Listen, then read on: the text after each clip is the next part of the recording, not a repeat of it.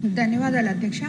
మా కోవూరు కాన్స్టిట్యున్సీలో మనం అధికారంలోకి వచ్చిన తర్వాత ప్రజలందరూ సంతోషంగా ఉన్నారు అధ్యక్ష. కానీ గత ప్రభుత్వంలో హౌసింగ్ దాంట్లో చేసిన దానివల్ల మాకు ఎక్కువ 132 హ్యామ్లెట్స్ ఉన్న దానివల్ల ఎక్కడికి వెళ్ళినా ఈ హౌసింగ్ గురించి అడుగుతున్నారు అధ్యక్ష.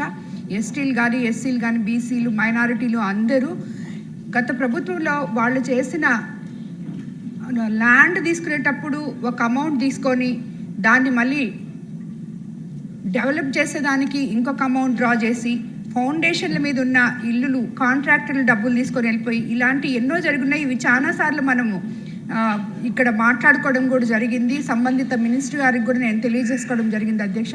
కానీ దీనికి ఒక సొల్యూషన్ అనేది చూపిస్తే మనము ప్రతి ఒక్కరికి ఇల్లు కానీ ఇవ్వగలిగితే వాళ్ళందరూ చాలా సంతోషంగా ఉంటారు అధ్యక్ష. దీనికి ఏదో ఒక సొల్యూషన్ తీసుకురావాలని చెప్పి మనం విజిలెన్స్ వేసుకొని అన్ని పక్కన పెట్టేదానికన్నా ముందు మనం ఏది చేయాలో అది తొందరగా ప్రజలకి అందిస్తే వాళ్ళు చాలా సంతోషంగా ఉంటారని మీ ద్వారా మంత్రి గారికి నేను తెలియజేసుకున్నాను అధ్యక్ష. ధన్యవాదాలు అధ్యక్ష. 0 అవర్ ముగిసిందండి.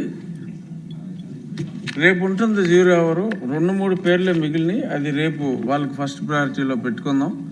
ఇప్పుడు 11 గంటల 15 నిమిషాలకి తిరిగి సమావేశం ఉన్నాం.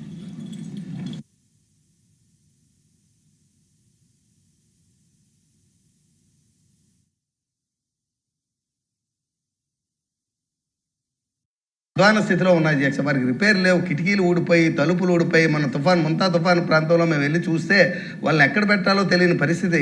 టార్పాలని కట్టి వాళ్ళని జాగ్రత్తగా చూసుకొని అటువంటి చేయవలసిన పరిస్థితి వస్తుంది అధ్యక్ష.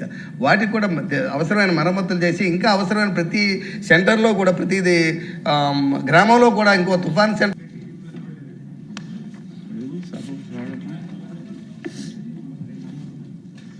10వ రోజు సమావేశాలకు వచ్చేసిన